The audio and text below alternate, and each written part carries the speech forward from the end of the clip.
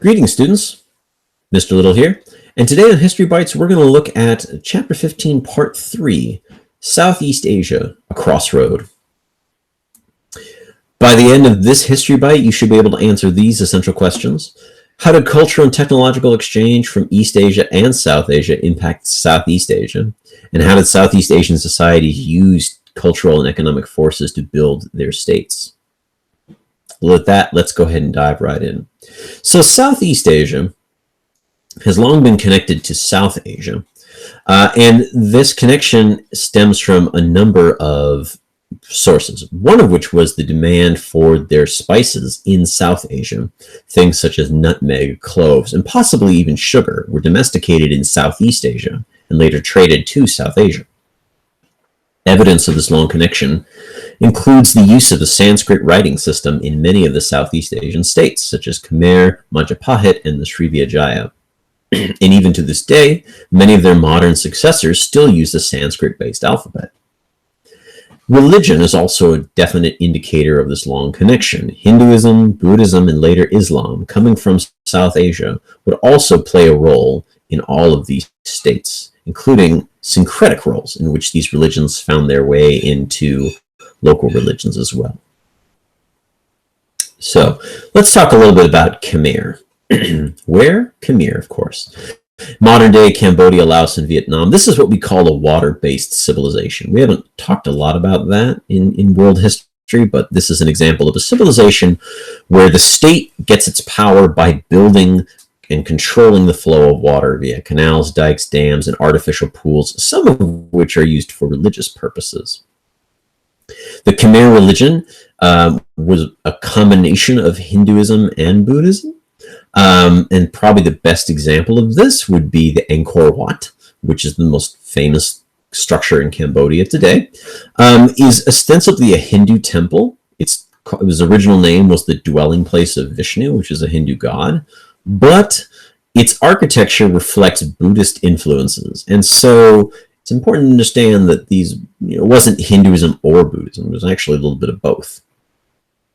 And you even have a king from the Khmer who, in depictions of him, usually have him as some form of Vishnu or Shiva, or sometimes both Vishnu and Shiva at the same time. Two of the states that dominated the islands of Southeast Asia were the Majapahit and later, before them, the Srivijaya states. Now, these dominated the islands of what are now Indonesia and parts of Malaysia. And both of these states embraced South Asian religions. Majapahit is also interesting because they incorporated a lot of their own religions into both Hinduism and Buddhism. So you have a pantheon of deities that include the Hindu gods, the Buddha, as well as several local water deities that have their origins in South Asia. Both of these were maritime empires, which means they both built large navies. The Majapahit actually got their start controlling ships traveling between islands. And both of these states also dominated a region called the Isthmus of Kra, which is a strategic trading point in Southeast Asia. And through their control of this region, they managed to tax and control the trade that went between Southeast Asia and South Asia and East Asia.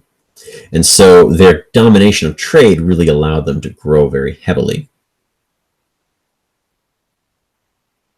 Malacca is another trading state, and what's interesting about Malacca is that it was founded in the 1400s, early 1400s, or I should say it was founded in the late 1300s. And while it was initially also another sort of Hindu-Buddhist state, eventually they decided they wanted to be Muslim instead, and they changed their title from Raja, which is a Southern Asian term for ruler, and they changed it to Sultan, much like the Delhi sultanas. And it is believed that Islam reached this area via Sufis from South Asia, not all the way from Arabia, but from South Asia itself. And so we can see the continuing influence of South Asia on Southeast Asia. Malacca developed a uniquely Southeast Asian Islamic architecture that includes mosques that are made out of local materials and in local shapes that are very different from mosques that you might find in, say, Arabia or parts of South Asia, or parts of Africa. An interesting kind of side note about Islam arriving in Southeast Asia is that there aren't a lot of records demonstrating exactly when it arrived, but one way that historians and scholars have tried to figure out when it might have come was looking at the location of graves. When Muslims die, their graves ideally are supposed to point towards Mecca. And so what scholars have done is they've looked at graves to determine when graves started pointing towards Mecca as a way to try to figure out when exactly Islam may have arrived in Southeast Asia, or arrived in a large amount and in large enough numbers to create a diaspora community. Last but not least, we can't leave off the Chinese connection, because while South Asia was a great influence, China was also a great influence. For example, sandalwood became very popular in China as a source of incense, and this has its origins in Southeast Asia. Sandalwood is grown in Southeast Asia, but it became very popular in China. Chinese Buddhist monks were known to have visited Southeast Asia and commented on the Buddhist temples and the Buddhist worship practices there. Chinese goods were found in South Asia, and a number of Southeast Asian states, including Malacca, were part of the tribute system. And they famously went with the Admiral Zheng He back to China to pay tribute to the emperor when the Admiral Zheng He made his great voyages in the 1400s. Now, some people might think that this is the beginning of the Chinese diaspora that exists in Southeast Asia, most famously in Singapore. But the large-scale Chinese migration to Southeast Asia would actually not begin until the 1600s. And so while you do have diasporic communities, those communities are not the roots of the large Chinese populations that exist in Southeast Asia today. So a point of clarification. So hopefully you should be able to answer those essential questions. I want to thank you for joining me for this bite of history, and I'll see you next time.